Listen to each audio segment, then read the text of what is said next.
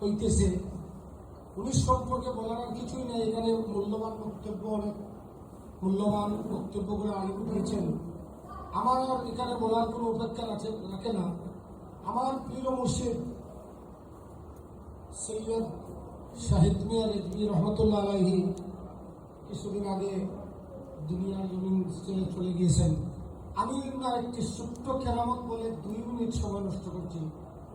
উনার একটি আলা হযরত তো অনেক দূরের জিনিস, অনেক উপরের যিনি মসলকে আলা হযরত রহমতুল্লাহ আলাইহি, যিনি ওয়ার্ল্ডের মধ্যে আমার প্রিয় মুর্শিদ, যিনি উনার মুরিদ সৈয়দ শাহিদ মিয়া রিজভী রহমতুল্লাহ আলাইহি হঠাৎ একদিন আমার বাড়ির মধ্যে আসলেন। আমি পীরের অন্বেষণে আছি। আমি সংক্ষেপে বলতেছি, আমার বলার মধ্যে অনেক অসুবিধা হইতেছে। হঠাৎ একদিন নিচে এসে আমাকে মানুষ পাঠিয়ে খবর পাঠালেন। আমি নিচে নামে এসে ওনার পায়ের মধ্যে পড়ে যাই। আমার ছোট ভাই সৈয়দ ইমান অ্যাডভোকেট কর্মী স্কুলকে ওনাকে কত খুশি করলেন। এই করতে করতে আমাদের সাথে একটি সম্পর্ক হয়ে গেল। আমি বয়াতে হয়ে গেলাম বলতে উনি আমাকে কিছু কথা বলেছেন, যে কথাগুলো আমার সাথে মিলে গিয়েছে।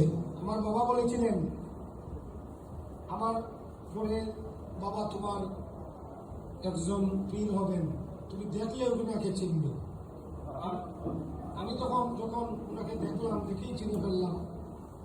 পরের বার যখন আমি কেরামতটা বলতেছি, পরের বার যখন আসলেন আমাকে বললেন, বাবা তুমি তো যাও নাই।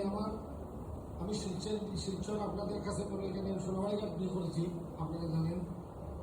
আমার ছেলের জিদান আপনারা দেখছেন, ইলমান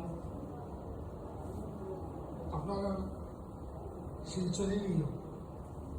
ওনার মা শিলচর সোনাবাড়িঘাট বাড়ি।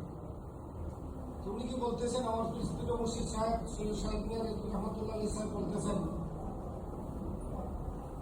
যে, মা তুমি, আমি দাওয়াত দিয়ে যাইতেছি, তুমি আমার বাড়িতে যে কোনো জায়গায় যাইবে, তুমি আমার কথা বলছেন। আমাকে উনি নাম ধরে খুব মহব্বত করতেন এবং নাম ধরে ডাকতেন। আমার বাড়িতে তুমি যাও। আমাদের যাওয়া হয় নাই,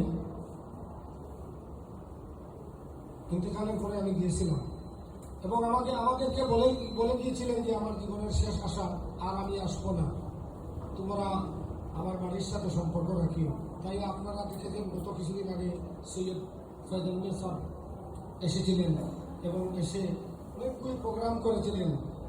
প্রোগ্রামের পরিণতিতে আপনারা বর্তমানে যে করিমগঞ্জের জমিনে যে অবস্থা ঘটছে,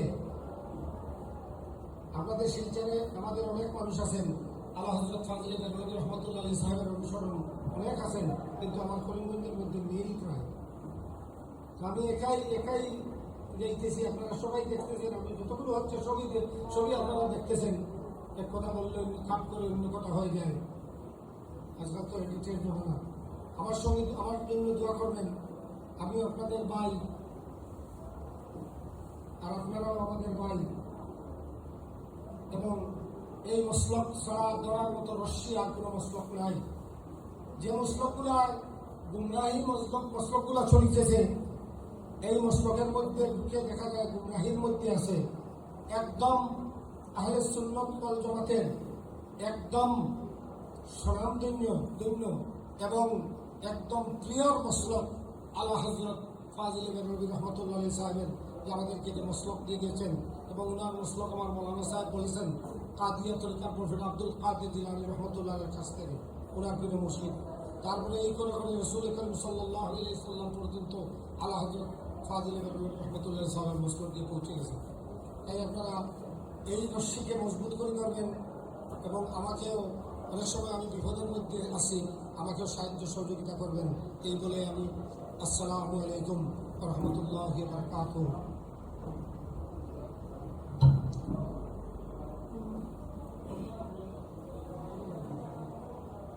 اللهم ربنا هو تلف الدنيا حسنة